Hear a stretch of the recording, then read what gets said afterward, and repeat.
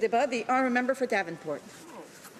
Thank you, Madam Speaker. As the Member of Parliament for Davenport, I'm pleased to have the opportunity today to speak in support of C-30, Canada's ratification of the Canada-EU Comprehensive Economic and Trade Agreement, more commonly known as CETA. I know that in my riding of Davenport, a wonderfully diverse riding with the majority of resident families coming from European countries like Portugal and Italy and Spain, and even Greece and France are within the top 10 of my list. They are so excited at the prospect of this agreement and this bill coming into force. Now, Madam Speaker, I should note that not all trade agreements are seen equally in my riding. There are many concerns around TPP, but for CETA there is large support and people are very excited about it. They are excited at the prospect of stronger economic ties with their home countries and the chance to help their home businesses succeed, in addition to all the benefits that this agreement will have for Canadians. The residents of Davenport know that the EU is the second largest market in the world for Canadians. CETA means more growth, more jobs, a more robust economy, and a stronger economic future for all Canadians. Through CETA, this government is demonstrating its commitment to growing our economy and strengthening the middle class by increasing and expanding Canada's trade. As a medium-sized economy competing in the global marketplace, Canada has long recognized free and open trade as critical for our economic prosperity. CETA will offer new export opportunities and new consumers for our producers. People around the world are hungry for the goods, the skills, and the services that Canada has to offer. Partners around the world want to do business with Canadians. They are seen as being reliable and committed to providing quality services and products. The European Union and its 28 member states are an important market for Canada, and CETA will continue to expand the opportunities for Canadian companies in this market. In 2015, our bilateral trade in merchandise with the EU was worth $99 billion, and trade in services was $38 billion, making the EU our second largest trading partner. Trade has long been a powerful engine for Canada's economy. Canadian jobs and prosperity depend heavily on trade flows with other countries. In fact, 1 out of every 6 Canadian jobs is related to exports, and Canadian exports amount to more than 30% of Canada's GDP. It is because trade is so vital to our economy that our government has undertaken to advancing a progressive trade agenda. The concept of progressive trade is what helped us conclude CETA with our EU partners. And if you'll allow me to pause for 1 minute, Madam Speaker, I also want to say how very pleased I am that at the EU-Canada Summit, where CETA was signed by the President of the European Council, the President of the European Commission, and our Prime Minister, a joint statement was also issued that outlined our mutual shared values and interests beyond trade. They signed a statement that included agreement on shared values and goals like peace and democracy, prosperity, protection of human rights, rule of law, environment, inclusion, and cultural diversity. The commitment to and promotion of these values and goals are not only important to me, Madam Speaker, but I know they're really important to the residents of Davenport.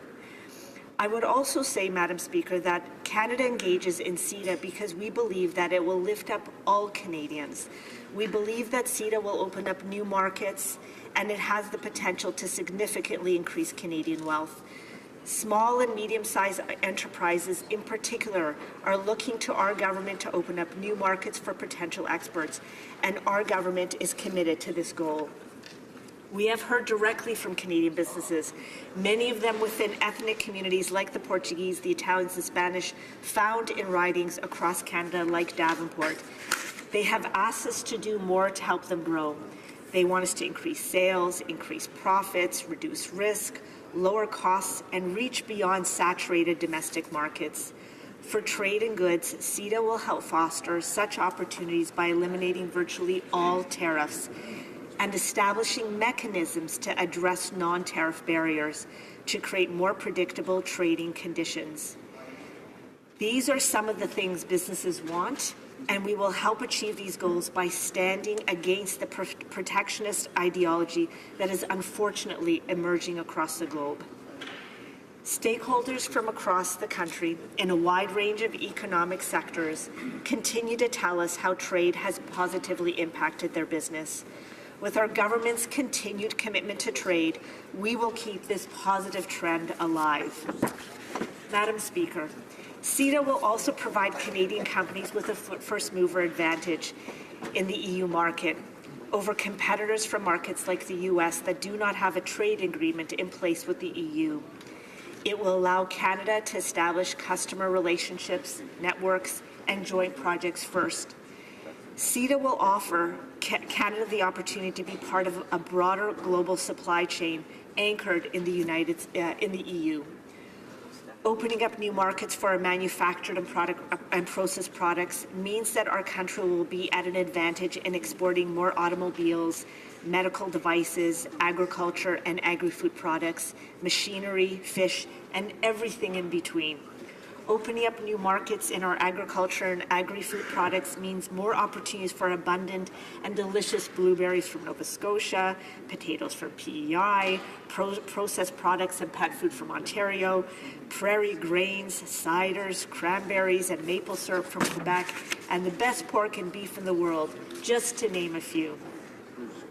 Preferential access to the EU market under CETA means that almost all Canadian products will be free from EU tariffs. In some cases, tariffs account for more than 50% of the product price, such as the current EU tariff on Canadian oats. Madam Speaker, I've mentioned a few of our vibrant sectors, and there are many more sectors whose exporters will benefit from CETA.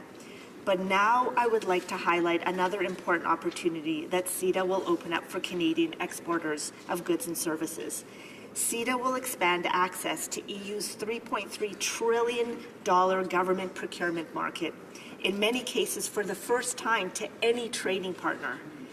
Thanks to CETA, Canadian firms will now have access to all levels of government procurement. This will especially benefit Canada's producers of world-leading technologies, who will now have guaranteed access to European public utilities in the areas of water treatment, electricity, gas and heat, and to the EU's mass transit authorities. You will note, Madam Speaker, that when discussing procurement, I've mentioned not only exporters of goods, but also of services. The EU services market is worth an astounding $12 trillion. It is in fact the world's single largest importer of services, accounting for 20% of the world's total imports. CETA gives Canadian service suppliers the best market access the EU has ever granted to a free trade agreement partner. Through mechanisms such as national treatment, most favored nation provisions, along with the automatic ratchet mechanism, Canada's access to the EU services market will improve over time.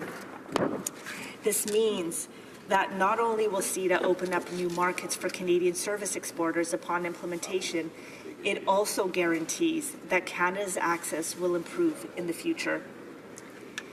In conclusion, Madam Speaker, I believe it is now evident that CETA is a big deal for Canadian companies. It's a big deal for Canadians, including the businesses and residents of my riding of Davenport. We are making good on our promise to create opportunities for small and medium-sized companies and to generate jobs and economic growth that will benefit all Canadians. This agreement tears down barriers and creates a bridge across the Atlantic for Canadian exporters of goods and services. Through CETA, Canada is receiving unprecedented access to the EU and its 28 member states.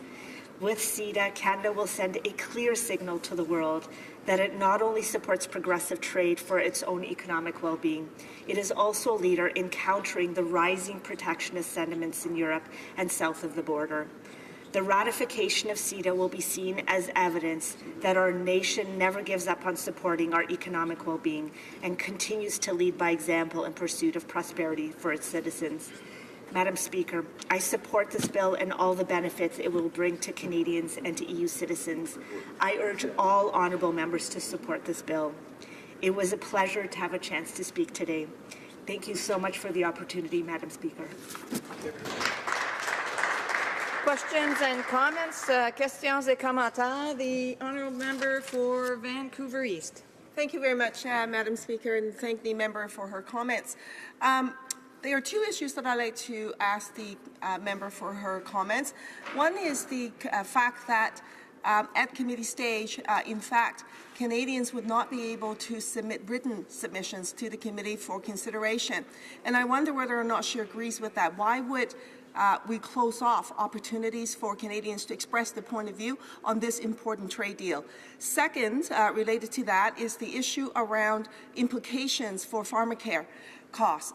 There is huge implications related to this trade deal as it impacts our pharmacare costs with respect to patents, and that has a huge impact for us. Already, as it were, in terms of healthcare costs, we are going to be dealing with a $36 billion cut. That is the hangover from the Harper administration that this government is carrying over. So how are we going to handle the impacts on healthcare costs across the country vis-a-vis patents on pharmacare? The honourable member for Davenport. Thank you so much, Madam Speaker, and I want to thank the honourable member for her excellent questions. You know, the CETA agreement has been a long time in the making. I know that there's been a lot of negotiations over many years. I know that there's been many consultations and a lot of thoughtfulness into the agreement. CETA will give Canada access to EU's more than 500 million consumers. And I know that Canadian workers stand to benefit significantly for the increased access to this 28-nation market, which generates $20 trillion in annual economic activity. I will tell you that on the issue of pharmacare, the rising cost of drugs is a huge concern to people in my riding. I do know that this is something of great concern to our Minister of Health. I do know that that is part of the current discussions and negotiations with her counterparts across this country, and I have every confidence that we will find good solutions to it moving forward. Thank you so much, Madam Speaker. And comments, questions et commentaires. The honourable member for Windsor West.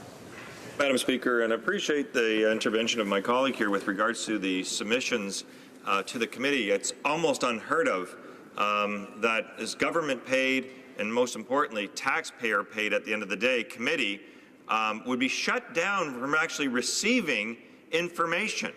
I've never heard of that, Madam Speaker. In fact, that requires a special procedure in the sense that we don't want to hear from constituents. We don't want to hear from those things. And I used to be on that committee at one point in time. And what's changed, Madam Speaker, is that the Brexit.